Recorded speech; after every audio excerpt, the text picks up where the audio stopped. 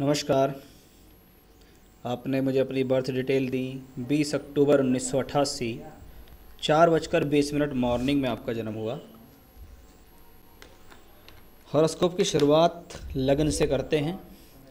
लगन कन्या लगन है और लगन का मालिक बुध है। राशि मकर राशि है जिसके मालिक शनि है। लगन का मालिक लगन में बैठा है, वक्री है।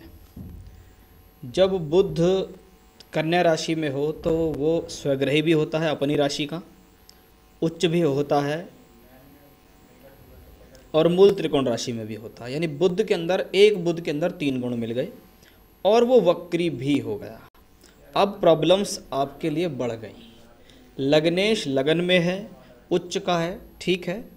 आपको जीवन में सभी प्रकार की सुख सुविधाएं मिलेंगी, आप अच्छे जीवन का भोग करेंगे।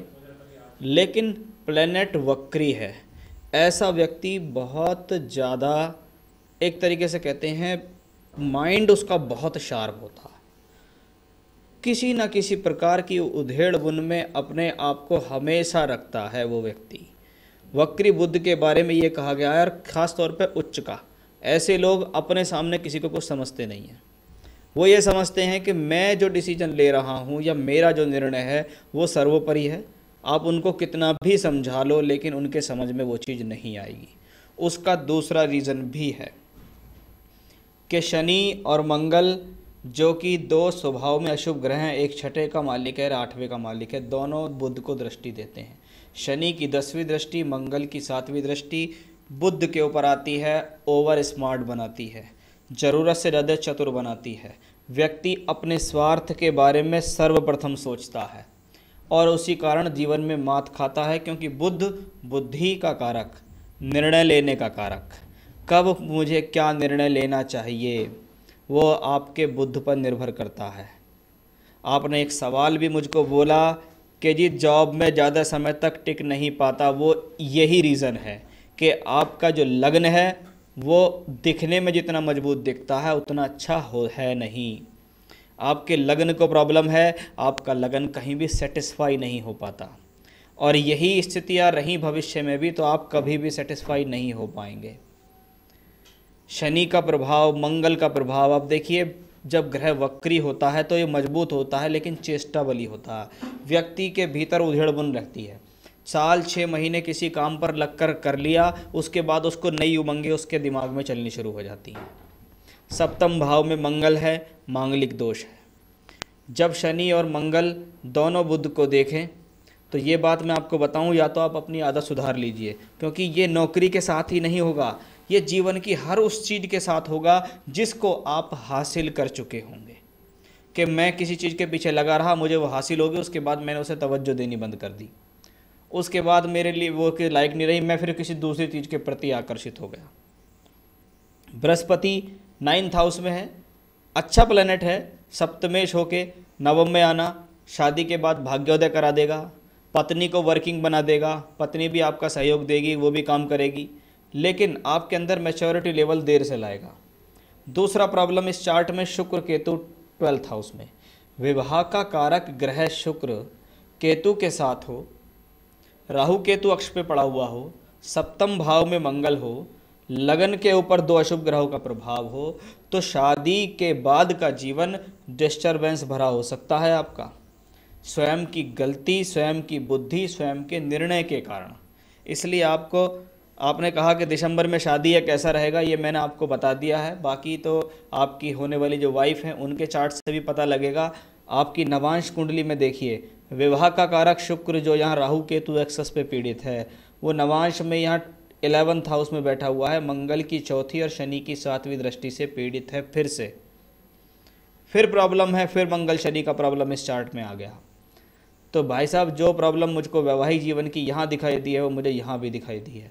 आपको अपने भीतर बहुत बड़ा चेंज लाना पड़ेगा, नहीं तो जीवन बर्बादी की कगार पर पहुँच जाएगा।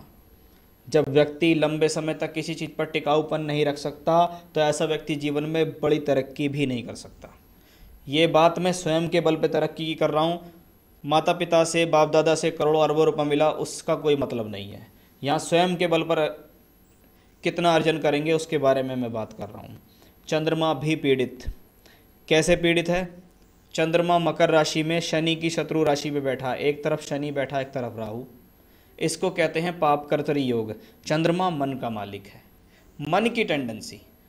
आपके भीतर बुद्धि है, सजगता है, माइंड अच्छा है, कैचिंग पावर अच्छी है, इंटेलिजेंट है, सब कुछ ईश्वर ने आपको दिया, लेकिन आप अपना काम अपने आप बिगाड़ने वाले व्यक्ति हैं। मैंने ऐसे बहुत लोग देखे हैं अपने जीवन में, पता नहीं वो सेटिस्फाई नहीं हो पाते किसी चीज़ से। उनको सब कुछ अच्छा लगता है, बहुत अच्छी नौकरी है, उनके दिमाग में कुछ बात आ गई, छोड़ दिया। यानी कुल मिलाकर बुद्धि का खेल है इस हॉरोस्कोप में सारा।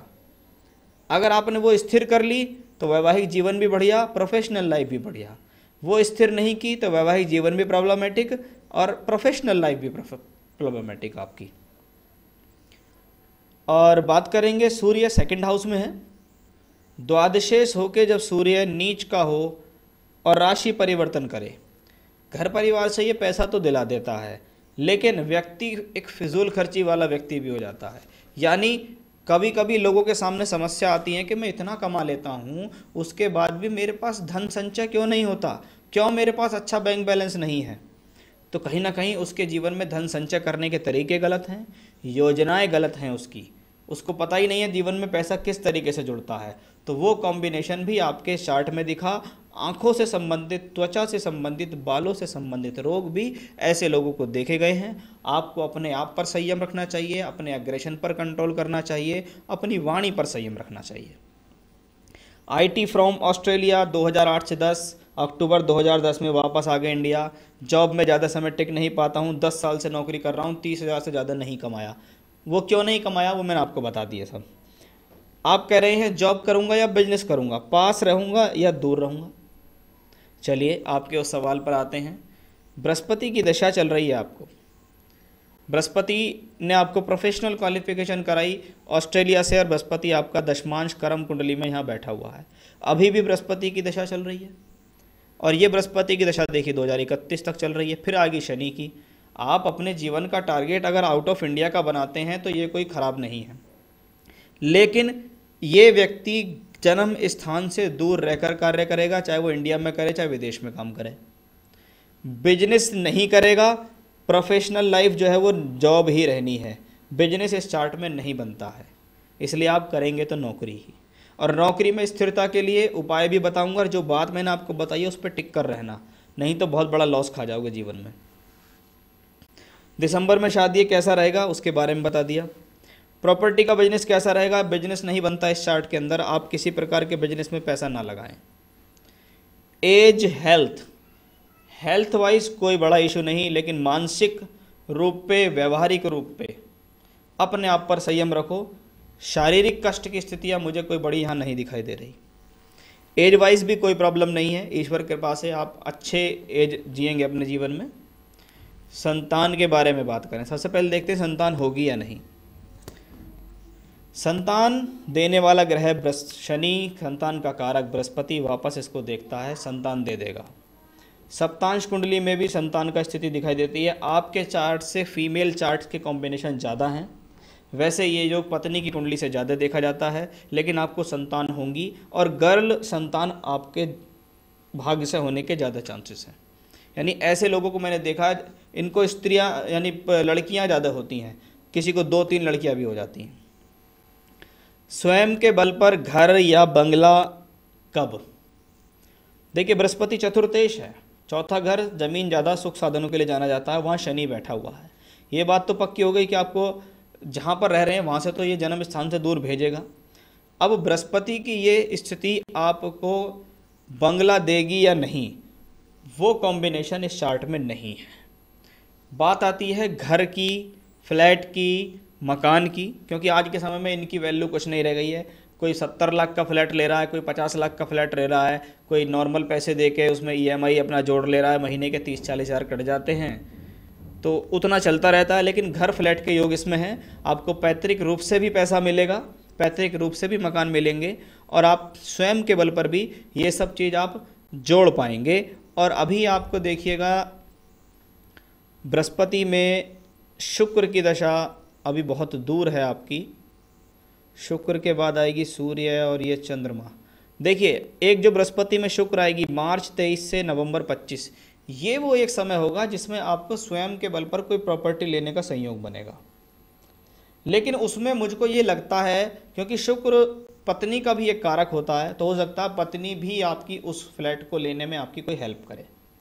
तो वो स्थितियाँ दिखती हैं। आगे तो भविष्य में आप स्वयं के बल पर अच्छी प्रॉपर्टी एकत्रित करेंगे ही करेंगे। लेकिन सबसे ज़्यादा ज़रूरी है माइंड को स्टेबल करना। माइंड, आपकी बुद्धि, आपका मन अगर स्थिर रहेगा तो आप जीवन में बहुत अच्छी तरक्की करोगे। नहीं तो प्रॉब्लम आपको लाइफ में आ जाएगी। अभी चल रही है बृहस्पति में बुध अप्रैल 22 तक। बुध ठीक है, अपने उच्चस्थ राशि में बढ़िया बैठा है, कुछ भी नहीं कह रहा, लेकिन उसको शनि मंगल देखता है। ऐसा ना हो अप्रैल 22 तक फिर अपने आप किसी नौकरी पे आप लात मार दो अपनी बुद्धि के कारण। तो उसका थोड़ा सा आपको ध्यान रखना है। बुध के बाद दशा आएगी आपको केतु। केतु भी ठीक है, लेकिन आने वाली जितनी भी दशाएं हैं, जैसे अभी से लेकर आगे तक, आपको जॉब चेंज के भी कॉम्बिनेशन बनते हैं और आउट ऑफ इंडिया के भी कॉम्बिनेशन बनते हैं, यानी घर से दूर। तो वो कोई इशू नहीं है। व्यक्ति प्राइवेट सेक्टर में रहकर तरक्की करता है जब नौकरी बदलता है, लेकिन लंबे समय तक नौकरी पर टिक कर काम करने की स्थिति आप अपनी बनाओ। जीवन में अपॉर्चुनिटी आती रहेंगी, लेकिन मन बनाकर आप अपना उसमें काम करो। तो ये आपके हॉरोस्कोप का एनालिसिस, आपके सवालों के जवाब। अब बात आती है रेमेडी की। सबसे पहले एक अच्छा सा पन्ना, एक अच्छी क्वालिटी का पन्ना सीधे हाथ की सबसे छोटी उंगली में चांदी की अंगूठी में आप धारण करो। सबसे पहले पहनना है आपको एक पन्ना। उसके बाद रोजाना सुबह उठकर नहा धोकर 3 बार हनुमान चालीसा का पाठ करना है। दूसरा उपाय, पहला उपाय पन्ना आपको पहन लेना आजीवन। पहला उपाय रोजाना 3 बार हनुमान चालीसा। दूसरा उपाय हर मंगलवार को प्रसाद चढ़ाना है आपको हनुमान मंदिर में जाके। चाहे सुबह जाओ, चाहे शाम जाओ, चाहे लेट नाइट जाओ, लेकिन जाओ हनुमान जी के मंदिर में प्रसाद चढ़ाओ, वहाँ पर खड़े होकर हनुमान चालीसा पढ़ो। शनिवार की शाम को पीपल के पेड़ पर जाओ, शनि मंदिर में जाओ। अगर शनि मंदिर नहीं है पीपल पेड़ पर जाओ, ज़्यादा बढ़िया है। वहाँ जाओ और एक मिट्टी के दीपक में सरसों के तेल का दिया जलाओ। वहाँ जाके शनिदेव से प्रार्थना करो कि मेरे जीवन में तरक्की दें, सुख शांति दें, और वहीं पर खड़े होकर हनुमान चालीसा पढ़ो। और भाई साहब आप मेडिटेशन किया करो, योगा करो, प्राणायाम करो, मेडिटेशन करो, जिम ज्वाइन करो, जिससे आपका दिमाग भटके और आपको पॉजिटिव वाइब्रेशन प्राप्त हो। तो ये चीज़ आप ज़रूर करो और इनको रेगुलरिटी में करो। जितने लंबे समय तक करोगे उतना ज़्यादा आपके लिए फ़ायदेमंद रहेगा। तो ये उपाय रेगुलर करो। आपके सवालों के जवाब मैंने दे दिए हैं, उन पर जो चीज़ें मैंने आपको बताई हैं उन पर ध्यान रखना, तभी आप अपने जीवन में तरक्की कर पाएंगे। नमस्कार।